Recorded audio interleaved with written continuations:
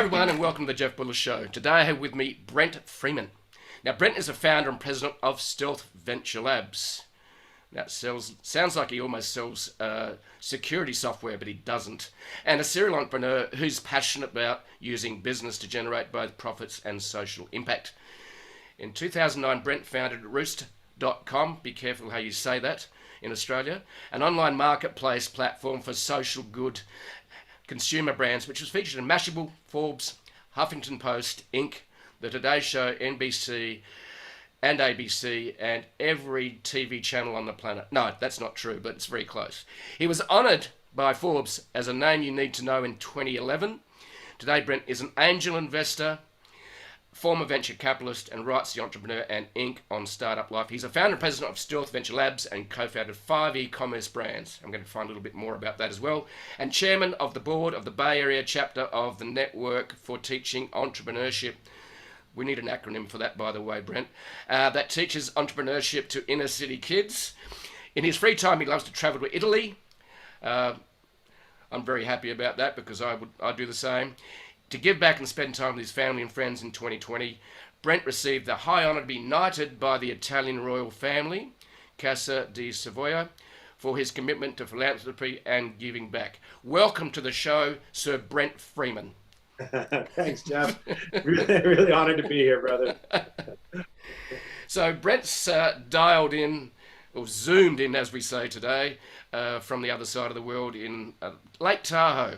And used to be living in San Francisco, but the pandemic's changed everything. He escaped the virus and is hiding in Lake Tahoe, which is a beautiful resort sort of area where you can ski, I think both on the lake as well as on the slopes. Is that correct? That's right, depending on season. Yep. And so I'm a summer guy, so I prefer the lake. Yeah, so great having you on the show, and we're going to talk about a bunch of things. Now, let's go back to you're going to USC, you're doing your degree, and you started a commodities trading company. Was that your first entrepreneurial adventure?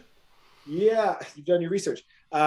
Yes, formally, I had started a couple like t-shirt-like selling businesses while in college, even a consulting firm where we went into local nightclubs and tried to get them to sell them a package of how they could increase their foot traffic with USC students.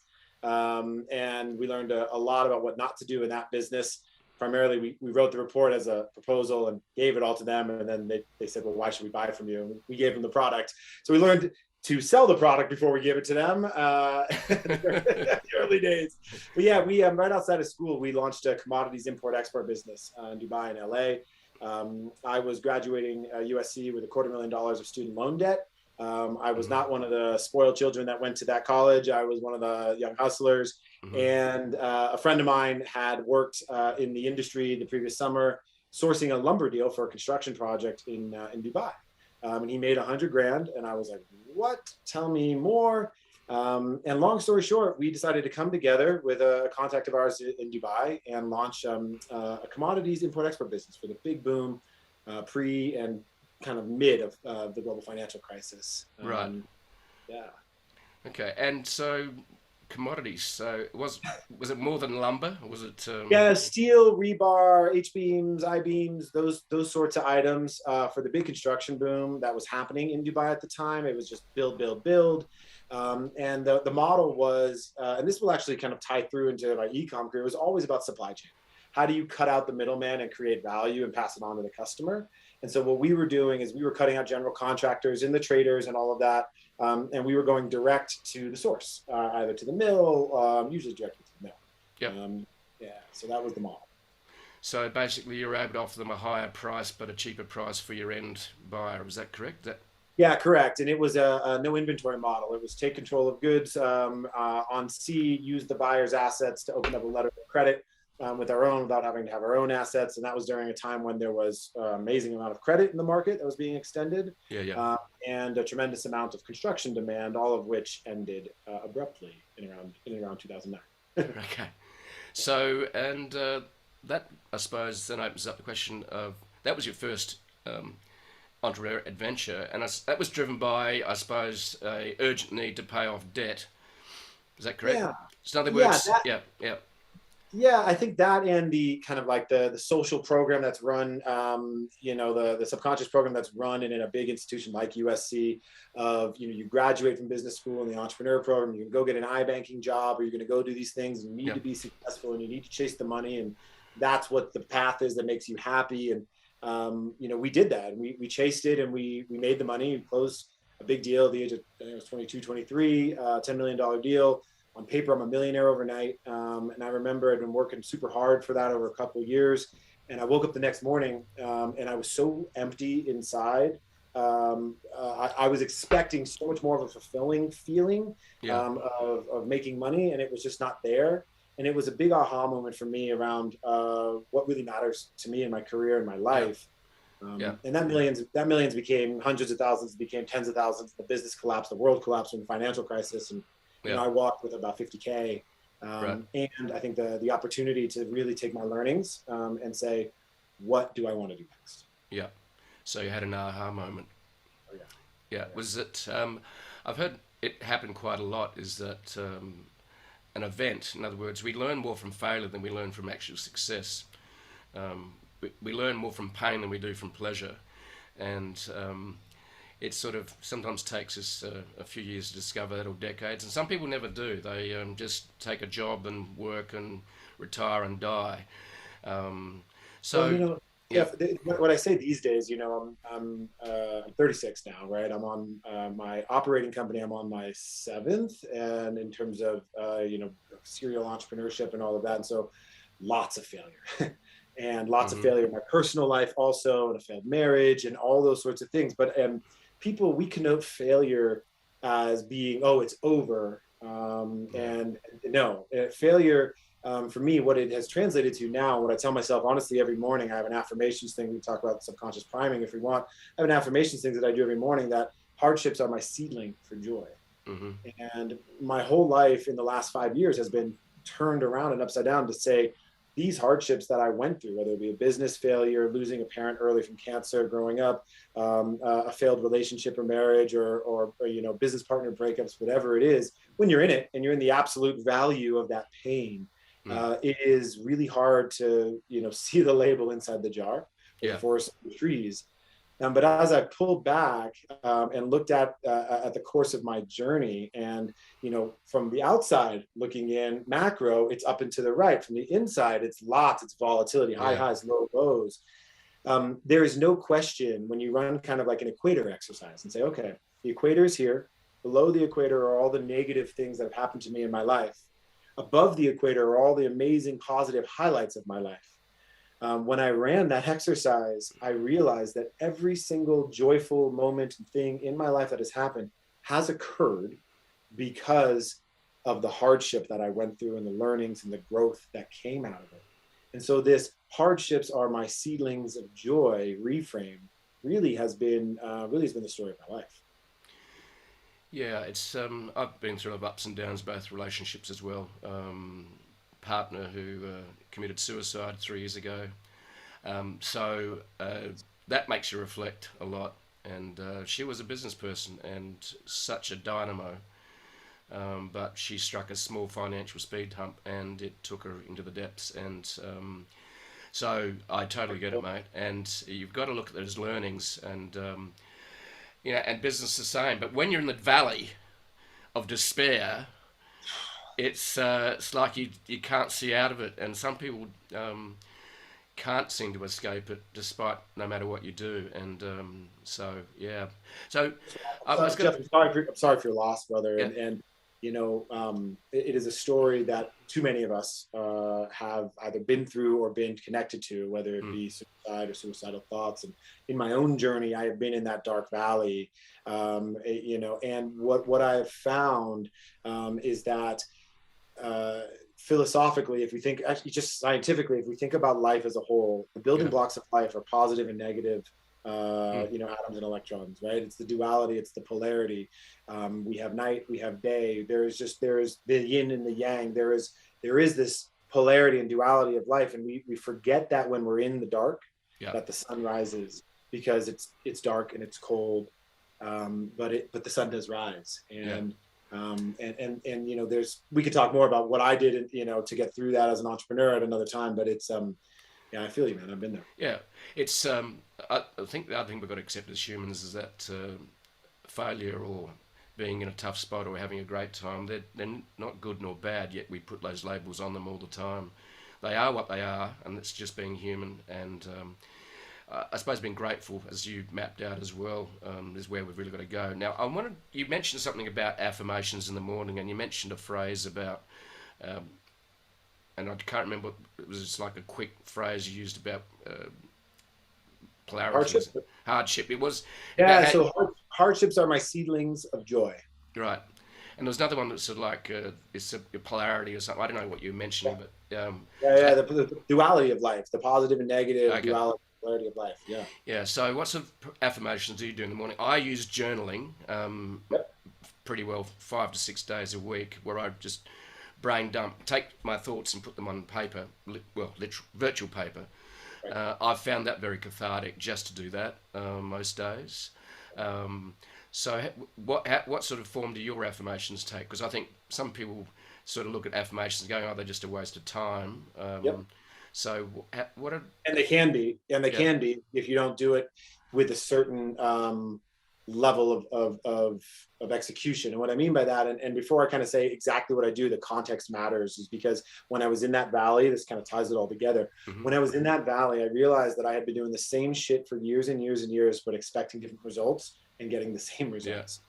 And, you know, it is literally the definition of insanity, but it was deeper than that, because I was realizing that I was chasing somebody else's, no one in particular, society, our parents, or influence, whatever it is, dream of what success looks like. You have the fancy things in the car, or the apartment, or the company, or the prestige, or whatever it is. And you're told by society's influences that once you get those things, or those experiences, that you'll be happy. And in reality, it left me more unhappy than I've ever been, because the delta, the gap between where I was and what I had was so big, and the disappointment around that.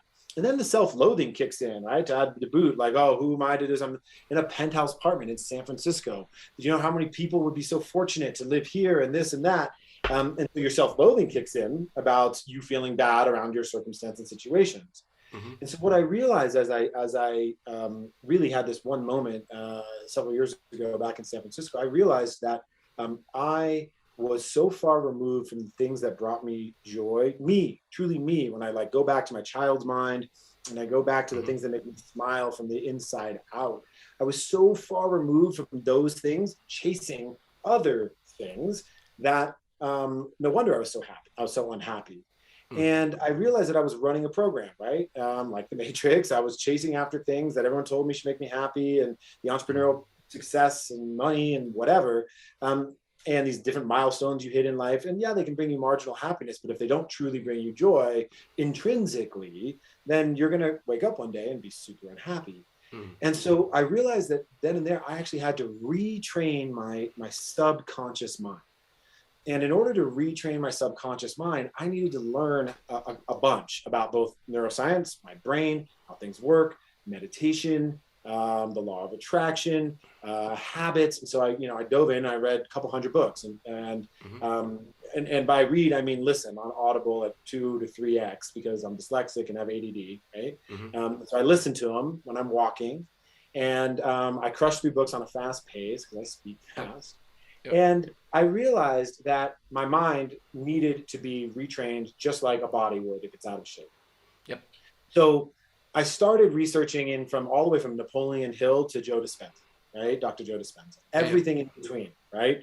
Through Sadhguru, I mean, you name it. Who's doing what, where, and how does this work? Napoleon Hill had it right, 1920, right? But he missed something that the Dispenza community does well. And he had a right to say, hey, you write down your goals. By this, I'm going to do this. And by then I'm going to go there. And that's fine. What the law of attraction misses is you can put the vibration out there, the thought out there of what you want, but it's not until you attach an emotion to it and that it draws it back to you. And that's kind of what the Dispenza world teaches, this, this kind of meditative practice of feeling your future now before you have the thing, so you can create out of abundance versus scarcity. And so the subconscious priming technique that I've been doing for the last several years is I have a piece of paper right by my bedside. I physically write it. And it is by this date, I will accomplish these things, or I will be these things. It's always in the positive, usually 8 to 10 items. I'll talk to you about how I decide what those items are in a second. Yep. Then I say, by this date, I'll create this. Then to achieve this, I will do these different things to achieve it. And then I will end with affirmations like hardships are the seedling of joy. I thrive no matter what. I am in abundance. Money flows easy to me. Whatever it is that I'm specifically trying to work on. Mm-hmm. Except I don't just read this right before I go to bed and when I wake up, which is when I do. Your brain is in an alpha state, in theta, where you're more suggestible to the hypnosis state, right? Mm-hmm.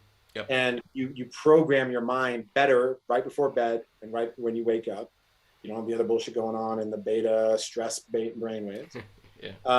But the thing that I do first is I take my piece of paper and I close my eyes and I drop into a memory of an elevated emotion. I'm in it right now. It's like this portal almost in Italy on a bridge overlooking the Ponte Vecchio in Florence. And it's my happy spot. It is where my heart is at peace. And I drop into that gratitude, that peace, that love, that feeling of fulfillment and dreams come true, because it was always a dream of mine to go to Italy when I was young. Okay. And I drop into that emotion and I feel it. Then I open my eyes and then I read my affirmations. So I'm feeling that elevated emotion and then I read my affirmations and I'm tricking my brain to feel that elevated emotion as I'm reading those affirmations. Mm-hmm. And that, from a neuroscience perspective, allows it to be more sticky, allows it to program better, and it attaches those positive emotions of abundance or love or gratitude to what it is I'm trying to create. So that's really a method of what you called, mentioned, it was the term I did hear earlier, it was subconscious priming. Yes, correct. Okay, yeah. Very cool. I'll look into, I have read a lot of that around there, like Napoleon Hill, Think and Grow Rich. I've read all of those. I've read hundreds of books as well. I'm an avid reader, and my son is dyslexic, so the way he learns is by using YouTube. So I do too. I mean, honestly, it's like every morning. Yeah. So there's a whole night and morning routine that I go through in addition to what I just explained. But as a dyslexic person, mildly, I'm not crazy dyslexic, but I'll get through a page of reading a book and I'll realize I'm cracking. Not only did I not comprehend it, but my brain went off. So the ADD and dyslexia in one is quite the combo. And right. So you have to learn new tactics to be able to learn and grow. And YouTube is a wonderful way. Audible, YouTube, these other visual learning platforms are a phenomenal way to find a way to work for you to ingest content. Yeah, and the reality is, how long has YouTube been around for? Only since the early 2000s. Okay. Audible books, how long they've been around? About the same time. So the tools we have at our disposal today that are enabled by technology are, we take them for granted, but I'm grateful every day for a piece of software like Trello, for example, that helps collaboration for the team, right? So look, software can change your life as well as a lot of other things. It's true. So, but yeah, I love that deep dive you went into your subconscious priming, mate. It's really, really helpful. And so now let's go back to where you did the commodities trading. You had an aha moment. You should be happy, but you weren't. And then did you start Roots.com? Is that when that started? Yeah. So I was sitting on my couch. The company had failed, the commodities business. Sitting on my couch when I was living in Los Angeles, watching television, and I see an advertisement on TV for a shoe company called Tom Shoes. We all know now as a global brand. Yep.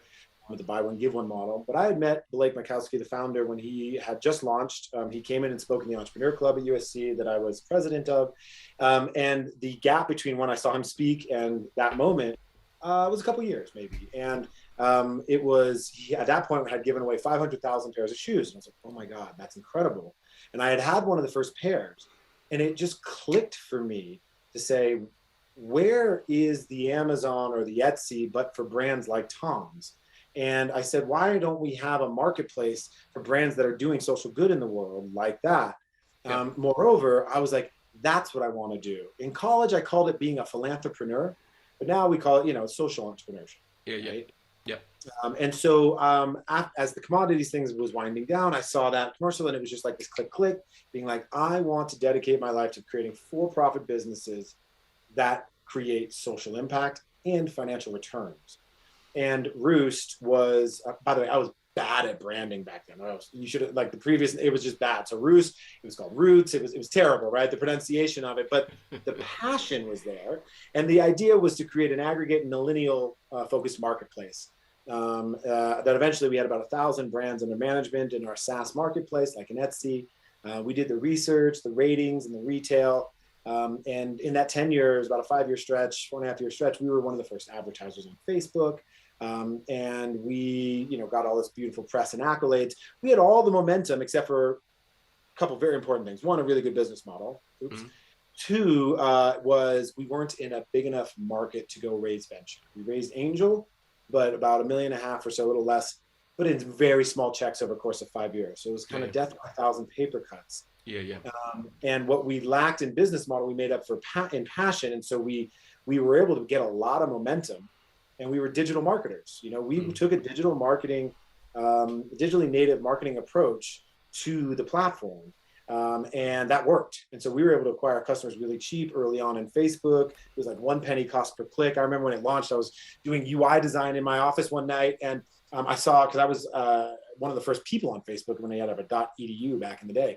And I saw my right rail some advertisements. I was like, what is this? So I clicked on it, and you could run ads. And I was like, oh my God. So we launched ads, and all of a sudden we unlocked the most powerful direct response engine in the world, but from the operator's seat, not from like an agency marketer seat, a 360-degree view of how direct response interacts with customer service, interacts with supply chain, interacts with all these other elements, lifetime value extension, CRM, et cetera. And so we really saw that, got that first wave. Then we hired a bunch of agencies to do it for us. They all sucked. We fired them. And I decided to build in-house, and that presented its own challenges. And by the time we cracked the code and we're scaling, the company who was our biggest kind of competitor, that was like, hey, we are this fab.com, but for this industry, they imploded, $1 billion valuation overnight, almost out of business. The VC market went soft. We had a term sheet on the table, and in basically one day, we had to lay off the entire staff and team. And I spent the next year by myself, rebuilding it into an automated system, and then we sold it. Basically sold it for parts.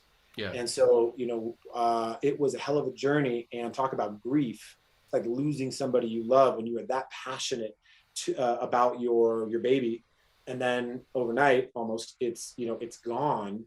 There was this big void before I started Stealth, that I really had to process the failure, the grief, the real emotions that came up with that. And I was not in the seedlings, hardships, the seedlings of joy mindset at that time.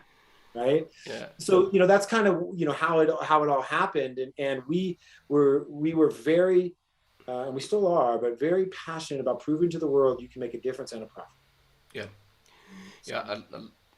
You had that aha moment, and then you started Roots. And the other thing that came to mind as you're talking about that, was that, Roots.com sort of imploded because of what was surrounding you in the marketplace, and you got little control over that, right? But so how much did that company, Roots, that you started and looked after and nurtured and grew and agonized, how much did that define who you were back then? You mean back then when I was in it? Yeah. I was Roost. It was me. Yeah. I mean, my cap table was filled with my best friends from college, my high school football coach, my uncle, my brother, you name it, right? So we had 45 investors on the cap table. And so when you say like Roost was me and I was Roost, it was like I had my identity buried into that business. And so when the business failed, I felt like I failed. Not just I failed at a business. It was shame, embarrassment, sadness, real grief, and it's called ambiguous loss, real loss feeling to that. I was broke, right? And I, was on the verge of bankruptcy, but I didn't want to get a job. I think at the time my brother told me to go get a job at Starbucks. I was like, oh, you don't get me.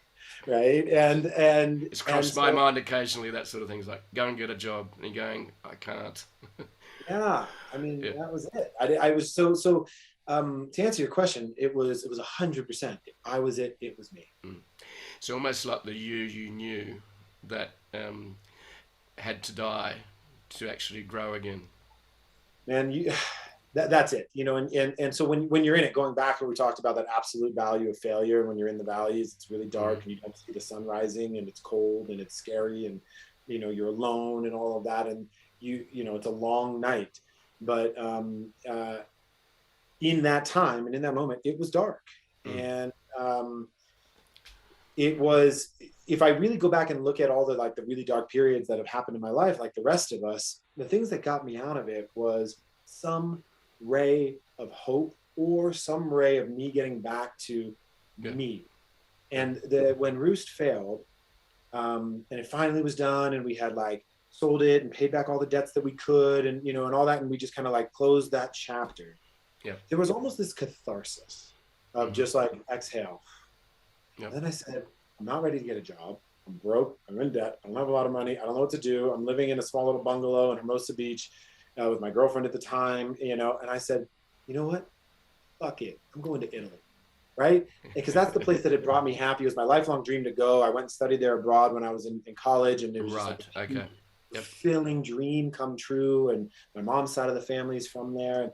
And so I said, F it, I'm going to Italy. And so that's what we did on a shoestring. We booked super cheap tickets. We stayed in really cheap Airbnbs or with family and friends. I was like, I just need one client, consulting client. And I knew what I knew was, which I knew how to market. We didn't have a marketing problem. And so I asked some of the brands that had worked with us, hey, do you need any marketing consulting? And a few took it. And I had I think it was $1,500 or $3,000, in a retainer. And that was enough for me to be like, let's go. Okay. Yeah, it's sometimes in the valley, opportunities show up to reinvent yourself, to grow. You don't see it at the time, all you feel is the pain. But and I reflect a lot on life, and a broken marriage, loss, having to walk away from the family home and hand it back to the bank. And I reflect on that and going, if that hadn't happened, I wouldn't be doing what I'm doing today. It took me 50 plus years to find out what brings me joy. And I stumbled into it and it flowed. That's when blogging took off in the 2008, 2009, and social media exploded. And so you reflect on that and you're going, if that hadn't happened, I wouldn't be doing this today. I'd be trapped into something I don't want to do. The gratitude is the ultimate form of receivership. And that what I mean by that is when good things happen to me, I'm in a state of gratitude. And I only get into a state of gratitude when I look back on my past, either with enough time or healing or perspective to say, wow, that seedling of joy was a really dark time, but I'm so glad it happened because it forced this new growth and phase. And when it comes to our physical body, Jeff, we go to the gym, we work out, we go for a big run or something. We know the science of breaking down our muscles, creating lactic acid, pushing ourselves, getting sore, and that feeling of soreness and what people call pain is what makes our muscles grow stronger. But when it comes to emotions or when it comes to failure or non-tangible things, we somehow think that we are absolved from that natural process of the lactic emotional acid making us stronger. And it's not until I've been through a couple of these big cycles of up, downs, up, downs, up, downs, and then done a lot of work, both just a lot of work, meditation and talk therapy and non-traditional therapy and all different areas of all the different, side of how to do personal growth, that I've realized that full circle moment of the polarity here to say, wow, that happened not to me, that happened for me. And I'm so grateful that happened because it's led to this. And that has been a fundamental game changer, because you wouldn't be sitting in the seat you are, doing the things you're so great at doing, having the following you had you not have gone through that dark night. Yep, exactly. And that's why I'm grateful for it. And I'm grateful for the pain. And so it's, and your parents usually don't teach you these things. It's not even mentioned in dispatches. This is stuff that's not taught, right? And I think Yeah. what's interesting about the time that we are in right now is it's starting to be taught, Mm. and it's starting to get. If you think back to the 80s and 90s, when someone said Tony Robbins, really good example, like, oh God, Tony Robbins, corny, and this, that, that was kind of the general mainstream. He's the infomercial guy and the self-help. And if you need self-help, you're a this, that, and the other. Mm. You think about what's happening now. Not only is Tony Robbins more popular and relevant and the one of the best personal growth coaches to ever live, if not the, right? But look at all of the other people underneath him, the Lewis Howes, the Tom Bilyeu's, even the Dispenzas of the world, all of these micro personal growth. It is now cool to work on yourself, right? And the access to information is greater than it's ever been. And so I think we're living in a really interesting time. That people are awakening to more and more. Meditation is no longer a thing done in the East where you sit cross-legged and say Om. It's a thing you do in a big ballroom with 1,500 people listening to music, having existential, this is the Dispenza world, all the way through to sitting on your couch doing Headspace, an app, billion-dollar company. Yeah. So we are living in a really kind of fun time where the collective, I don't say enlightenment, but the collective consciousness is starting to wake up to this, to stuff our parents didn't teach us. Yeah. Right? Yeah, I totally agree. And I've been working on myself for a long time and long way to go. That's it. There's no destination. Yeah, I keep telling we say that the journey is the destination. It is. It is, yeah. There is no absolutely. And if you don't enjoy what you're doing, well, you better start thinking, fun. You need to actually ask some hard questions. Because the ability to work remotely, to actually start a business, a side hustle without having to give up your day job, now one question I want to have, which will lead into, so you're doing this consulting, you traveled to Italy, and you started doing consulting. Now, was Roost.com a subscription business model? No, that was one of the reasons why we failed, because we were ROAS-based e-com, and we were dropship ROAS-based e-com. Right. That was 25% gross profit margins from our brands that we sold. Yeah. But we funded the acquisition and media buying. That needs that need a lot of working capital. By the way, also, we funded the discounts. So when we gave discounts, it came out of our 25%. Right. So we ended up with 5% margins or something, so that plus single time purchase commerce was when the money ran out, we fell off a cliff of revenue. You can milk your email list dry only so much. And so it was that, so I walked with no money and tons of debt and a lot of heartbreak. And so what I did is I went up into the mountains of LA and Big Bear area for a weekend for about 5 days, shut off my phone, took my dog and took all the data and said, I'm not leaving here until I come out with some return on investment, some data, some insights, something that I can take and apply to my next business to make up for the lost time. Yeah. And I came out of that with 5, what I call new venture criteria, 5 common denominators that we find to be omnipresent inside of any e-commerce business that eventually finds product market fit and scales. And so part of that was the business model. And understanding the compounding effect of subscription and recurring revenue with linear growth, but the compounding effect on revenue over time, and the power of that business model, how that would be a part of everything I do moving forward for the rest of my life. And that's what we've done for the last decade.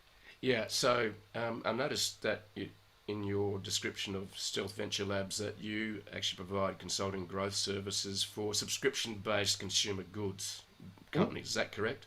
Yep, that's correct. Okay, because I think the other thing that's really interesting to watch is that it's almost becoming the go-to model to actually create a subscription model for almost any type of business today. Is that correct? That is correct. And so at Stealth Venture Labs, we'll kind of come back to the origin of it. But today, what we are a growth marketing firm. We have 3 arms. We have a traditional agency that helps brands, e-commerce and subscription alike, scale through growth plateaus. So companies like HelloFresh or Poopery or Evite or Crocs, big brands, all the way down to startups alike. And then we have what we call Founder Lab that helps bigger organizations or small companies, even to startups, trying to come to market with an idea, develop their concept into an MVP, find their early product market fit in their first kind of $1 million, $2 million of revenue. And so today, actually, we just launched one of our brands called gradprep.com for one of our big clients, where we developed a concept from scratch, from their B2B service model into the B2C side of things. And so that's Founder Lab. That's kind of our incubator accelerator. And then Impact Lab is our e-commerce social good arm, where we teach how to start e-commerce businesses and run MVPs to inner city, primarily kids of color, teenagers in the United States. So the Growth Lab, Founder Lab, Impact Lab are like the three divisions of the company that we now own and operate. The subscription model, the reason it's so popular today is not just because of the compounding effects, well, sort of, because of the compounding effects of revenue with linear growth. But when you run a subscription business, there are four big KPIs that hundreds, thousands of micro KPIs run into. It's CAC, LTV, churn, and gross profit margin. If you can control for those and have those in the right health and zone, you have a healthy, compounding, scalable business. Okay, so before we go any further, can you, those acronyms, could you tell me what they mean? Yes. Because the reason why is we live in industries where acronyms are thrown around like confetti, and I have a saying goes, if you see an acronym, shoot it. Great. So there's a lot there. So CAC is customer acquisition cost. How much does it cost you to acquire a customer online in the wild? Yep. LTV, lifetime value of that customer. How much do you make off that customer over the life cycle of who they are? Your gross profit margin, gross product profit margin is really what we're looking at. And then your churn. Churn is how many people leave on aggregate per month. So those big four KPIs, as we call them in subscription businesses, are insanely not easy to manage, but you can start to really like look at it like a control center and see all the hundreds KPIs that go into affect those. And back in the day on Facebook, even before Instagram was a thing, when you could get a 10-cent cost per click and you could drive customers through at a reasonable cost, you could run a business on a return on ad spend basis. But what we find is that new companies coming to market, brand new companies coming to market, unless they are a category definer where there's no other alternatives for them and they could just come in and crush the market. Create a new market, It is really difficult to create a return on ad spend model because it's so expensive to acquire customers in the wild right now. And it is so hard to track that with iOS 14 and all the attribution black boxes that have gotten worse and privacy issues, right? So the return on ad spend model, unless you're a category definer, when you first come to market, is really hard, not impossible, but really hard to make work. When you come to market with a subscription brand, you have an estimated lifetime value of what those customers are going to be in a rebuild cycle again and again. And so you're not trying to make money. It'd be nice if you could make money on your first transaction or return on ad spend basis, but typically you don't become profitable on that customer until in between sometime bill cycle 2 and 3, sometimes 3 and 4. And depending upon your business, if you are a weekly business like food meal kit deliveries, that could be a month before you break even on that customer. But if you're a quarterly clothing box company, that could be a year. And the gap between when you invest in that customer and when you make your profit back is your cash flow. And it becomes very very difficult to manage if you are bootstrapped and don't have a ton of money from a venture or line of credit. You don't have enough working capital. Correct. So subscription has become popular because of the compounding effects of your customer base that you can manage those big four on, and you can have a long-term lifetime value. And if you look at all the successful businesses, take out like save ad revenue businesses, which some could argue are subscription companies too, but just on a variable basis. And you look at companies like the big telephone companies or Salesforce or any of these organizations, business model behind them is subscription, right? It's SaaS or it's a you have a contract for your phone or whatever internet, and it's compounding because it creates predictable revenue and manageable operations. You're just seeing it everywhere, and it's certainly even the venture capital and startup industry is almost, if you don't have a subscription model for what you're doing, they don't look at you. But it's for that reason, it's for what I just explained, because what happens is, like going back to Roost and the failure and the learning there, is that when the money ran out, the revenue ran out. If you run out of money and you stop marketing in a recurring revenue, in the MRR, monthly recurring revenue basis subscription, you have a gradual downhill slide, right? Yeah. And you have time. Yeah. And so when I was an entrepreneur in residence at a venture fund in Los Angeles, in between when Roost ended and when Stealth really kind of started to begin and ramp up, we wouldn't even take a look at it if it didn't have recurring revenue. And most venture funds these days, if not all, it's probably pretty safe to say, don't. They're looking for monthly recurring revenue. There's certainly examples of category definers and different things where revenue is not the issue. But when you're dealing with consumer, people are looking for traction and monthly recurring revenue in a way that is defensible because it creates big businesses. Yeah. And some of the terms have come out of that. SaaS, we'll break that down, software as a service. Sorry I pulled you up in the acronyms. It's just it's just all over the place, in our world. Well, the reason why is because we live and breathe in our industry, and I've heard a guy talk about in the technology industry, and I had a chat with him. I think it was over a beer or wine with a few other friends, and I said I almost didn't understand a word he was saying because it was like acronym jungle. But anyway, so the other terms that are coming that is software as a service is sort of being the go-to because it's where you pay and rent to pay for the use of a product such as Trello, a collaborative tool now owned by Atlassian, and the reason so that's how you get it. You get it delivered in the cloud. There's no delivery costs. The margins are in the 70 and 80%. It's just like an entrepreneur's wet dream, frankly. It is. If you can find product market fit, in software as a service, it is that, because there's certainly startup costs to get going and build it and manage it, but then that compounding growth curve is exponential. Yeah. Versus the incremental costs of running. Yeah. And out of that software as a service SaaS model, there's other sort of subscription model acronyms arising as well. One of them that I discovered a year ago is called Creative as a Service. Yep. We considered early on calling it growth hacking as a service, creative. I mean, there's a lot of. It's still the same thing. I mean, it depends if there's people behind it or if it's algorithmically driven. If it's algorithmically driven on the creative front, for me, it's just a new way to brand software as a service. If it is creative as a service and it is a bespoke process with people, it's just another way to brand service providing. Yeah. And then it depends. Then the challenge then, if it does involve people, then how can I scale those people by actually using technology? And that's the other challenge. And you look. I've been involved with a startup for 10 years. It's called Shuttle Rock. We pivoted twice. The first few ideas were just disasters, including t-shirt design and selling. And then we did cookbooks, and then we discovered the next part of what we did. And now we've got 250 staff and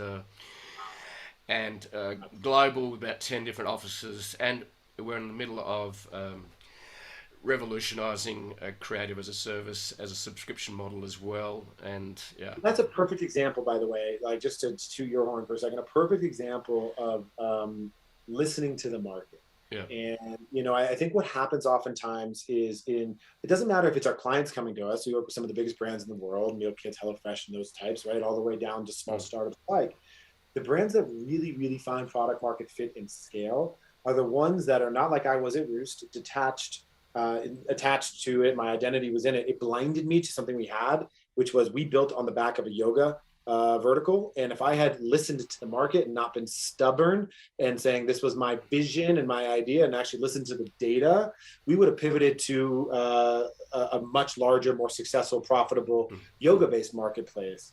And so you pivoting twice or going through the different iterations that you have to find it, that's exactly how businesses should be run. You have a business plan, you have a business reality, you got to get to market, get punched in the face, figure out what it says, adapt to the market, and then you don't get to tell the market what to do. It tells you, and you get an opportunity to listen. Yeah, and that's right. So I love the phrase by Tyson. He said everyone's got a plan till they get hit in the face, which is the market telling you whether it works or not.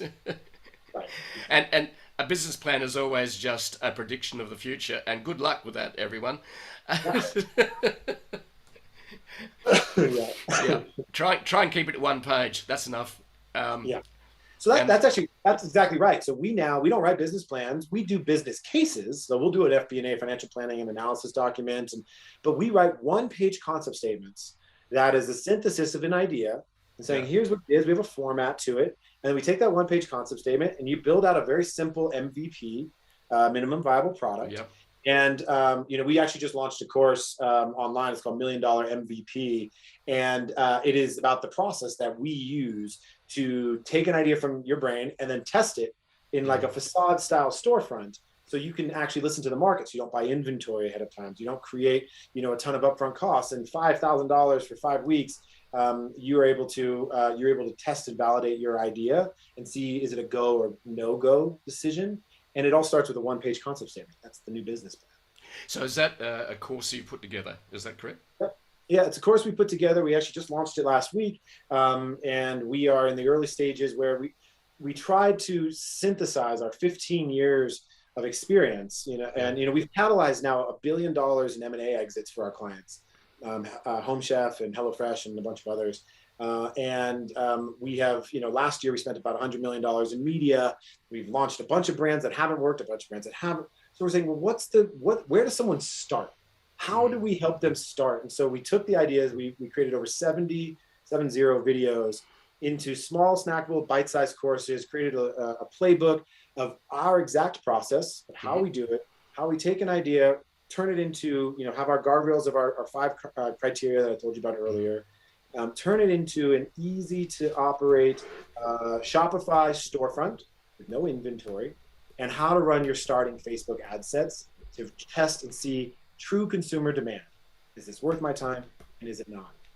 And so we built it actually as a use case to kind of take our ideas out of our heads and put it in for the market, but we now use it for the kids that we teach, the inner city kids that we teach entrepreneurship to. And so they run through our academy. We pair them with a team member or myself.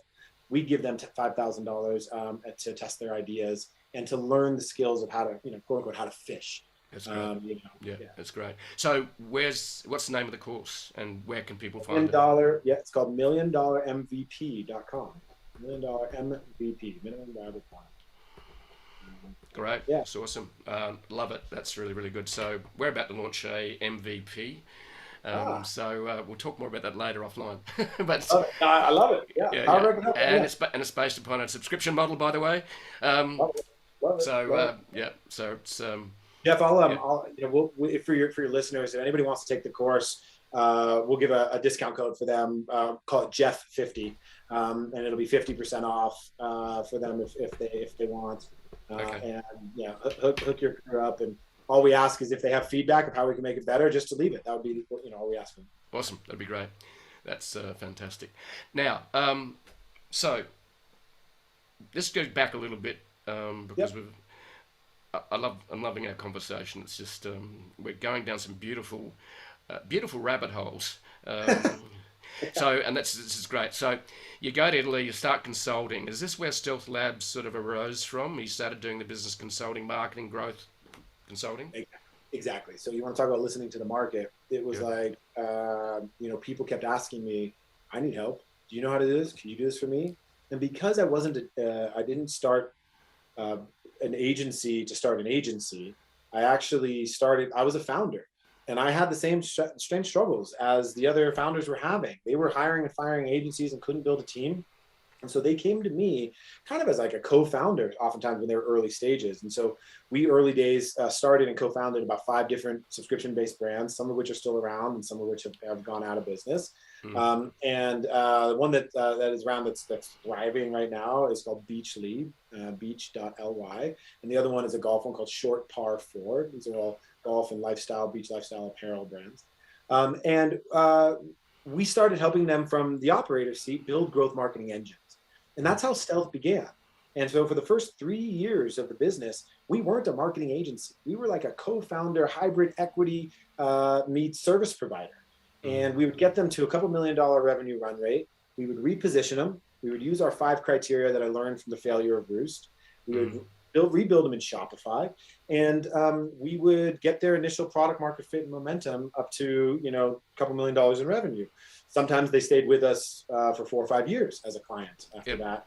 And sometimes they graduated on and built a team in-house. And so Stealth began, the name actually was because I was so tired of being in front of the camera, per se, and Roost and being the name. And I was like, I want to be behind the scenes now. And that's how the name brand started, Stealth, right? We wanted to be quiet, behind the scenes, the secret weapon, saying we have a really technical skill set that can be applied to help accelerate growth and solve really complex problems. And we're going to turn the agency model on its head. And we're not going to be, high on senior people and then hire low paid analysts to come in and run your account and just run the churn game. We're going to hire seasoned, experienced executives and veterans who've done it from the client side. And we are going to do it as if we are a staff augmentation team. And that has been very successful for us. We've been around for almost 8 years. So I'm very curious about the 5 criteria. Can you spell out what that is, or is that Stealth? No, no. That is not Stealth. I wrote about it. They kind of bastardized. I wrote about it on Entrepreneur a few years back now, and I'm happy to send you kind of the more lengthy article for you to, if you. That'd be great. Yep. Yeah. So in essence, these 5 criteria again came from analyzing 1,000 brands and their sell-through data in our marketplace, in the previous company that I had. And then what I did is I came out the mountain being like, I think I have these 5 things. Well, this is my hypothesis. Let me apply them. So I started applying them to our brands and companies we were working with and companies we were starting. And it has become by far the biggest predictor of success. It does not encapsulate like lightning in a bottle. If you're a category definer or things like that, this is blocking and tackling e-commerce, subscription commerce. So the five are as follows. First and foremost, and these are not rocket science, Jeff. So, I'm not going to blow your socks off on them, but I'll tell you why they're important. That's right. First one is passionate audience, passionate interest group. And a passionate audience is not general. It is not sports fans, right? It is yoga, basketball. It's really clear. And the way that I describe it to people is if you were traveling, and back in the days when we did those sorts of things, and you were at an airport bar, and you sat down and you and I didn't know each other. And we sat down and we started talking about X marketing, right? Or whatever it is might be in there. It might be yoga. It might be basketball. It might be, Aussie rules football, whatever. Perfect strangers. We don't know each other. We can geek out together for hours. That is what we define as a passionate audience, right? Because when you have that, you can clearly define them. You start to know who you can target in a direct response manner. It's almost like your tribe. It's your tribe. Exactly right. Right? If you find somebody that goes to Burning Man, they'll never stop talking about Burning Man, right? It is part of their culture and who they are. And when you get together, no matter if they're strangers, they are connected, right? It's the sinews. Yep. And we'll talk about why that's important in a second. The second one, so passionate audience, the second one is scalable interest group. It needs to be a big audience. If it's too small or too niche, then you're going to have a really difficult time targeting those folks and creating a big business. It's not that there's not a business there. It's just hard to acquire customers in a small market and have it back out. Yep. So the second one being a scalable interest group, what we talk about on Facebook, specifically when you're doing audience kind of research, is 10 million or greater, ideally 20 million or greater. Okay? Yep. The third one is a unique selling proposition, unique value proposition. And that is something to get someone's attention. Something that is it's not just the standard run of the mill. Why should I care? Something that's unique that gets my attention. Going back to the golf company, for example, when we started that early on, it was, if you play golf, you go into the pro shop, it's $120 for a polo. We were like, there's a better way to do it. Supply chain. If we cut out the middleman, buy overstock, but we take the merchandise and we kind of resort it, we can pass the savings on to the customer. Let's put 3 items in a box, a full outfit for $45, give you $100 worth of value, right? And that was a unique selling proposition.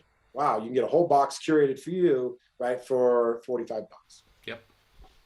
Third one is it needs to have a disruptive price point to it.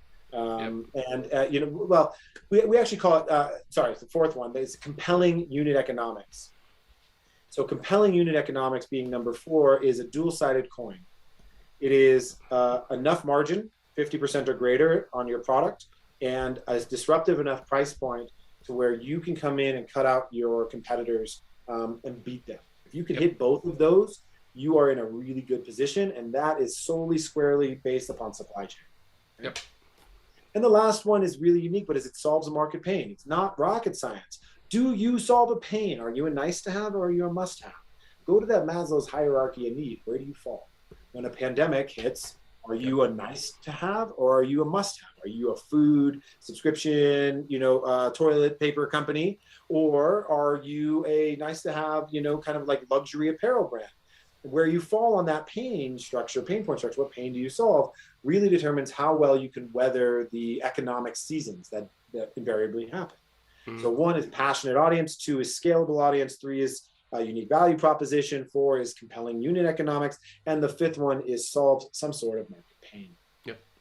Where most entrepreneurs fall down is they fall in love with their product and they convince themselves that one of these is okay to not have, or it kind of hits, and that's okay.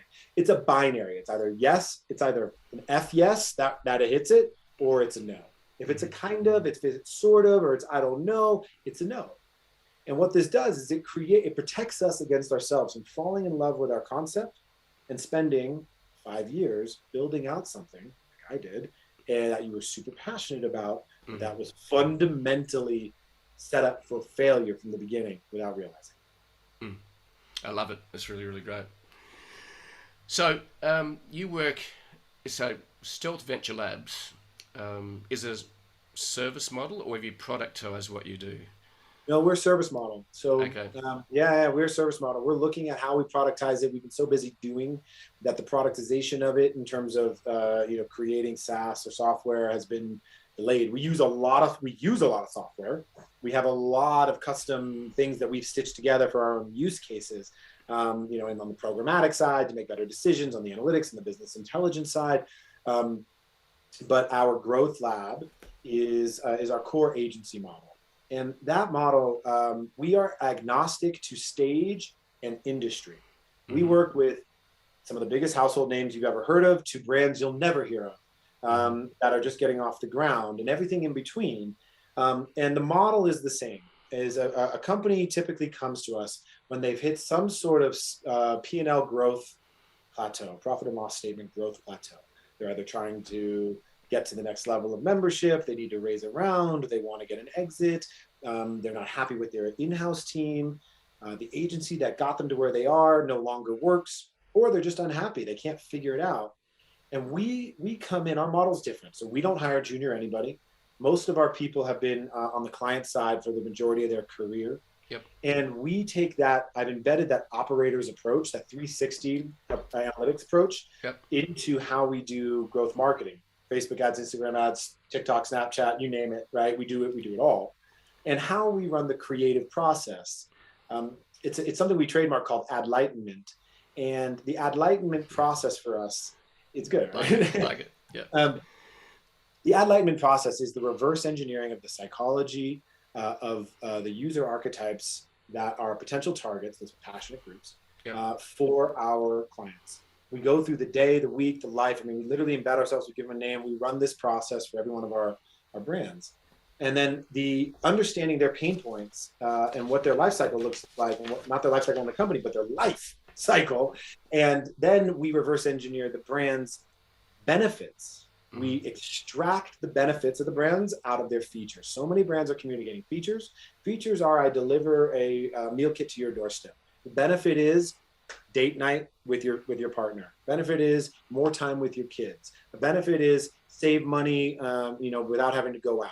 And so we extract the benefits from the features of our brand partners. We extract the pain points of the individuals that we are targeting, the archetypes, and we connect the dot through a bridge that we call Enlightenment, which is a creative copy and media buying process that allows us to get insanely good results. And that process is what we run for small and big brands alike to help them scale through growth plateaus. Because anybody, any media buyer, any agency can get you results with when you have tailwinds in the market. Yep. Very few know how to iterate and push through when you have headwinds.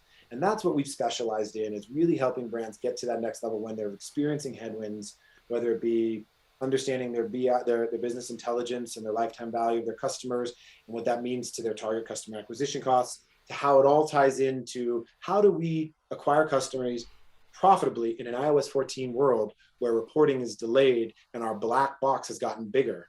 Well, that wasn't, I mean, it was an issue for all of us, but we were already always managing from a blended acquisition attribution model anyways. And so when that hit for us, we were like, okay, well, this makes it real. And yeah, it creates some headwinds on how to find the right people and audiences, but this is how we've always managed it, right? And so we've been well suited to weather that storm that's happening. So when you work with these brands, do you take equity positions sometimes in companies? Is that sometimes, is that part of your business model as well? It used to be the whole business model. Now Right. we are service for hire and growth lab. And if we do an equity position or partnership, it's in our what we call our founder lab, where we sometimes make cash investments out of our own capital. There's no LPs, limited partner, or other investors. It's our own money. And sometimes it's an equity for service model.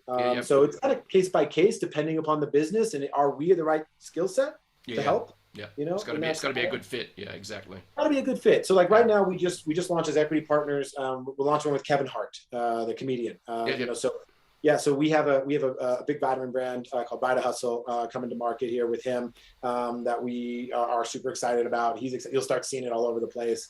So we do that occasionally as minority partners, of course, in that. And then we drink our own Kool-Aid. So we launch our own brands. So we have right now our an in-house brand is called Nona Live. And it's a live stream cooking class with Italian grandmothers in Italy. Okay. And we have a little olive oil subscription from the family farm associated with it. Okay, cool. Now, the other question I have, which is everyone's battling with at the moment, is how do you do remote work? Because you are a remote company, I believe. Yeah. So what are some of the challenges there and what are some of the opportunities? So we've been remote for 7 years. Again, we were a little bit ahead of the curve and well designed to weather the storm with the pandemic. It wasn't a change. It wasn't a cycle. It wasn't that we were remote already. It wasn't an issue. And 7 years ago when we went remote, one of the reasons I did so was because I was living in LA. I was moving back to San Francisco. We had a lease of our office come up. It was holiday time. I didn't want to renew. And I said, let's just everyone work remote for a quarter and let's see what happens. We saw productivity shoot up. We saw happiness shoot up. We saw our ability to recruit outside of a geofence skyrocket. And our costs went down because we didn't have the office and so wow, this is interesting. Let's continue to do this. And if we're going to do this, let me look at some of the best people out there who've done it. 37 Signals and a few others. Let me look at other people who've done it. What are models? Yeah, GitHub's another one. So exactly. People have done this. It's not new, but what it takes and what I realize is that it takes massive amounts of intention, reinforcement, and a really tight hiring and culture creation process. And so so we did that. And in that process, we have done every model of stand-ups and check-ins and dailies and weekly. We've tried it all over the years of how to create the best culture. And just last year, in 21, Inc. recognized us as I think it was 26 on their global list of most innovative places to work. Global, right? Which is amazing. We were above like Disney and some others.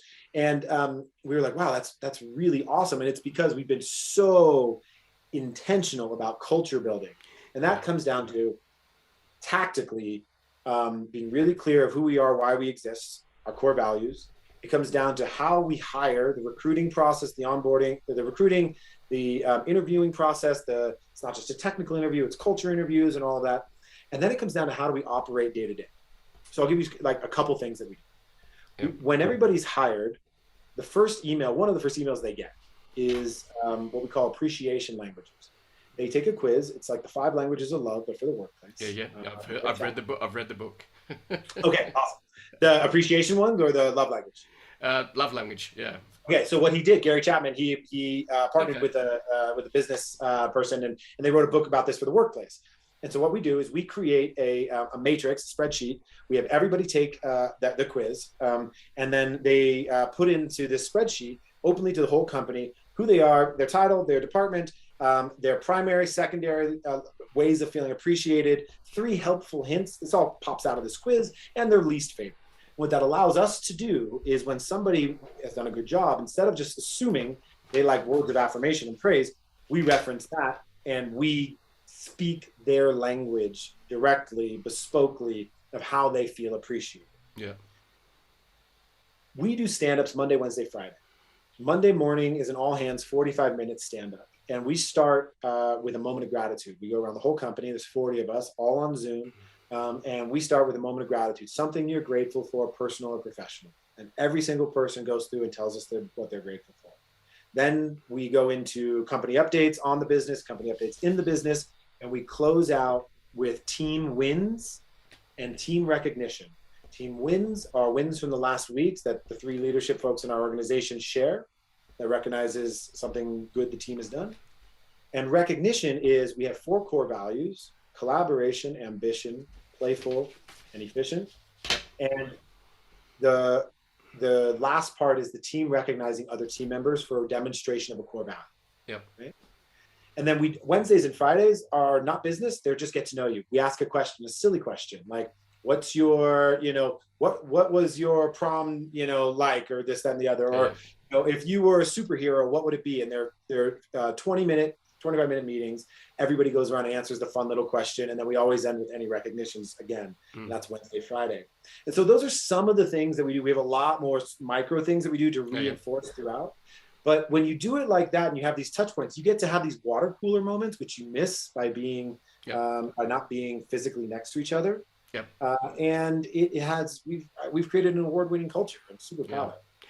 Mate, that's the best breakdown I've seen of actually how to actually create and maintain and nurture team culture in a remote workforce and a remote business.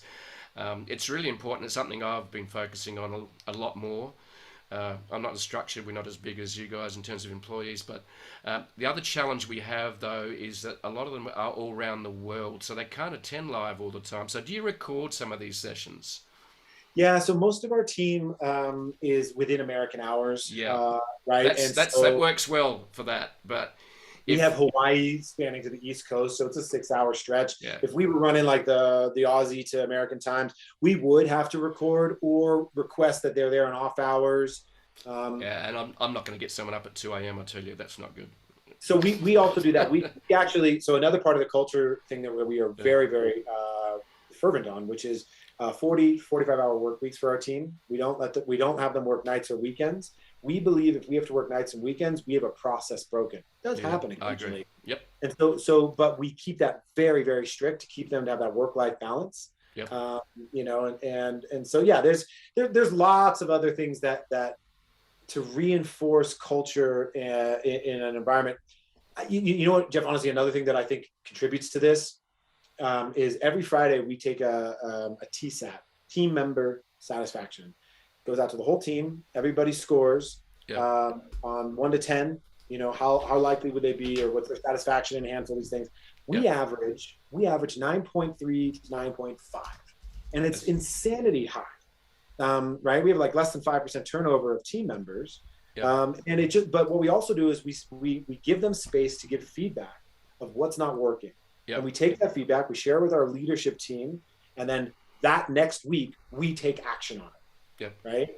And so that type of feedback loop really helps build confidence and trust, I think, with the team. It's not perfect. We're not perfect, but the reinforcement of these things over time is like small compounding daily investments that bring big results. Yeah, that's fantastic. It's very important because you need those water cooler moments, but virtually, and how do you do that? And I think there's a lot of companies, especially traditional companies, are struggling, whether it be a law firm. My partner, she's a partner in a law firm, and they're struggling with a traditional industry that is trying to manage remote work. And she had to go into work today because the pandemic was stopped it happening for a while. And she said she went in about before Christmas and said, you know what, I went to the office. It was so unproductive. I get a lot more done. And I said, yep, that's absolutely true. And it is. But traditional industries that are have been running for centuries a certain way, and we're talking centuries, there's an embedded culture and way of work that is a given, and is that necessarily a good thing? And the answer quite often is no. But I was interviewing someone else recently, and they manage a company about 550 staff. They do garage doors, I think it is. But what they do is he's hiring a dream manager. In other words, if you as the leader help your team achieve their dreams, they will then look after your customer. So your job is to look after the team, and then the team will do the job of looking after the customer.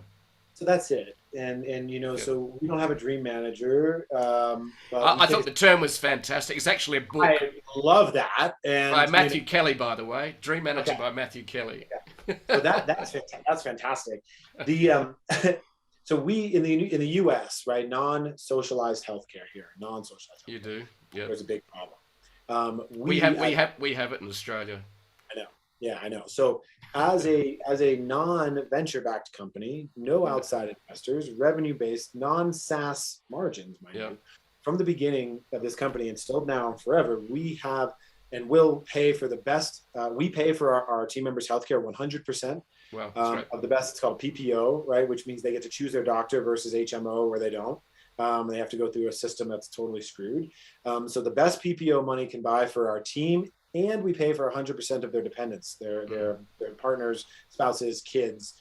And we believe that if people are worried about their health, their healthcare decisions, then they're going to come to work worried about about everything, and it bleeds in. So if we can help take care of our team, it's a huge investment. It's one of the largest line items on our profit and loss statement every month. And it is the best investment we can make, so that people don't have to choose between the healthcare of themselves, their kids, and their career. Another thing that we just launched is a parental leave policy that is better than Google's. We offer 5 months of paid leave for men or women to 100% of your salary. Again, Australia has some progressive stuff. You guys do a lot of really good stuff down there. We in the States take a different approach state by state. And so these types of policies, are social benefit decisions we've made as a team to help. Instead of saying we just make donations like we do, or how we teach kids entrepreneurship and things, social good for us is embedded into the cause, is embedded into our COGS, right? It's embedded into our cost of goods sold. It starts with our team, and the basics are where we start. And then, we're just now starting to really look at this. I love the dream manager idea, but the professional development map of how do we get people who come in as an individual contributor who have dreams to be an executive one day. How do we create career pathing for them internally here, so that they don't have to? The biggest reason people leave their jobs is they feel they've hit a glass ceiling. So we are looking at it and are doing the investments into our team to be able to be with us long term. Yeah, I love what you're doing. It's important, and health insurance for many American workers is a big worry. If they don't have it, they lose their job. They lose their health insurance. And that's pretty scary, because I have heard that the health industry in America is actually very expensive if you even get a headache and need a Panadol from the doctor. Harry, it's a broken system in so many ways. That's a whole separate conversation. But, the reality is, because it's an insurance-based system, if there wasn't insurance involved, if healthcare was a supply and demand economy with no insurance-based, raising of premiums and that whole game that happens there, they would never be able to charge for the services what they do, right? Because it is so ridiculous. But with the insurance involved and the high, the game, the massive profitable game that they play there on a subscription basis, right? That they do there, the whole system's out of whack. And some people here, they don't call it the healthcare system, they call it the sick care system, right? It's not for your health, it's when you get sick, and so whole separate thing. We try to eliminate that as a worry as best we can for our team. And, it's weird because people say, well, how does that relate to better clients and marketing services? And it's easy. It's simple. Happier people create better campaigns. They're more creative. They think about problems differently. They're not in high stress. They're back in that alpha creative state, and that translates to lower customer acquisition costs and It all ties in. Make them feel safe, look after them, and then they'll look after the customer. It's actually not rocket science. It's not. Mate, really enjoying our chat today. But just to wrap it up, because I know that you've got things to do like go and play baseball, or go to a fancy restaurant, or go water skiing or snow skiing. Actually, it's time snow skiing for you, It's winter for us. mate. So what's maybe some top tips that you could share with our audience for what you've learned as an entrepreneur and you've brought back from your ongoing adventure in the entrepreneur's life? What are some of the top tips that you'd like to share as a takeaway for our viewers and listeners? Synthesize 15 years of entrepreneurial learning into tips. Got it. So it does come full circle to what we talked about at the beginning, failure. I really want to reiterate that failure or hardships are the seedling for joy. You just need to get enough distance and perspective to understand what is the learning from them. And it doesn't mean rush the grieving process or all that, but the sun always rises, right? Mm-hmm. And if you're in it, whether it be personal or professional, or the business is about to fail or just failed, or you're a fear of it failing, there is an answer, and it may not be the one you like right now, and it may not be the one you necessarily choose, but it's all happening for you in the way that it needs to. Mm. And with time, you'll understand that. And I think with that is the most important lesson I think I've ever learned as an entrepreneur is listen to the market. Mm-hmm. Almost like listening to your own intuition, right? And oftentimes people have a hard time distinguishing what is fear and what is intuition. What am I afraid of? And I'm scared of doing that. Is my intuition? Is my fear? Intuition in our bodies is this soft feeling of knowing. It's very quiet, very subdued, but it's persistent. It's a gut feeling. Oftentimes fear is this, we think it's our intuition, or excitement is our intuition. Intuition is a little more subtle than that. And the market is similar. Is not always going to be a smack you across your face. Sometimes it is, right? But it's a little more subtle. And it's our job to tune into that and say, what is this trying to tell me? And how can I not be emotionally attached to, doesn't mean I don't care, doesn't mean I'm not passionate, but if I remove emotion and I analyze the situation as if I was a consultant brought into this with no skin in the game other than tell me what this is, tap into that intuition of what is the market telling us? Is there? Is there not? Right? And then, and then follow it, and don't be afraid to make changes like you did in your own startup, to make the pivots, to find it. Product market fit. Doesn't matter if you're a service business or eCommerce or subscription, product market fit is undeniable. It's undeniable. If it is kind of working, it is kind of product market fit. It's not product market fit. So I think that it's listen to the market, right? Don't be all consumed by the fear, or if the failures got you down. If you're knocked down 9 times, it's that 10th time that matters. And that's really what entrepreneurship is. It's not the glamour. It's not the sexy things. The entrepreneurship's in the trenches, problem solving, saying there's got to be a better way, even if it's your own business that you're in the middle of now. Yeah, that's fantastic. And really what you're saying is you've got to play the long game. Yeah. It's you have to play the long game. And on that note, the one thing, the like personal thing I want to leave people in is reconnecting to what makes them smile from the inside out. Forget all the other bullshit for a second. Your inner joy, reconnecting to that. Make an annual list of the things that bring you joy, whether it be riding a mountain bike or going skiing, or the smile of your dog in the morning, or whatever it is, the little things that make you smile from the inside out, and do one thing every day from your list. And that compounding daily investment in joy over time, I call it the ROJ, the return on joy, is just like subscription, right? It is compounding, it's exponential over time. And so those daily investments into joy is probably the most powerful thing. Yeah. There's a beautiful quote on YouTube, so you don't have to read it, is by Steven Spielberg. And he says, what you're meant to be doing with your life will never shout. It's always a whisper. So you need to hear the whisper. And that's intuition. But I thought it was beautiful. And Yeah, and if you're so busy and frantic and so stressed, it's very hard to hear the whisper because the pain, the grief, and the stress just overrides that, and the whisper can't be heard. So you've got to try and find a space and time to be quiet and hear That's it. it. Quiet the mind. For some people, it's meditation. Other it's Yeah, gym. Other it's going and watching a sunset. Doesn't matter. Quiet the analytical mind.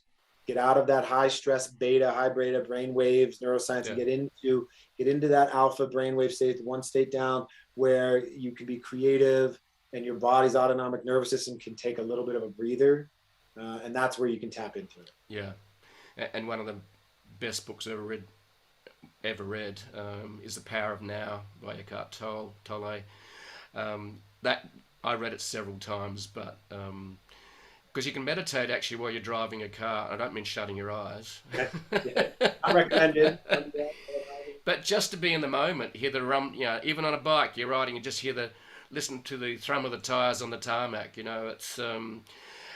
It's really quite a powerful place to be, and it requires actually being in the now requires practice to remind yourself to be in the now. Most of us live in the future and the past. Yeah, It's very, and that's normal because we're we are living from the memory of the past and we're projecting it into the future, the worry or the whatever it may be. It's yeah, very difficult to be in the present. And the word meditation literally translates into to become familiar with. So if you sit down for 5 minutes and you just focus on your breath or the sunset, or just to stop the other stuff and just become familiar with, go inward, your breath, whether it be how the respiration is coming up and down or something. That process of getting kind of either an open focus looking out at the horizon hmm or going inward on it, just a couple of minutes, that it is so beneficial. yeah, it is. And there's another quote by Eckhart Tolle that really impacted me and you just mentioned two words, past, and mentioned future. He says, the past is gone, the future hasn't happened, all you've got is now. So let's enjoy the now. Mate, it's been an absolute pleasure to have our fireside chat and continue to enjoy Lake Tahoe. And I look forward to catching up in real life one day. And Yeah, someday soon, hopefully. Yeah. yeah, so mate, thank you very much for your time. It's been an absolute joy. It's been a pleasure, and I've learnt so much today that I've taken copious notes. If it looked like I've been distracted, it's not. It's because I'm actually capturing the essence of your wisdom. And thanks, mate. It's been absolutely a joy. Thanks for having me, man. I really appreciate it. This was a lot of fun.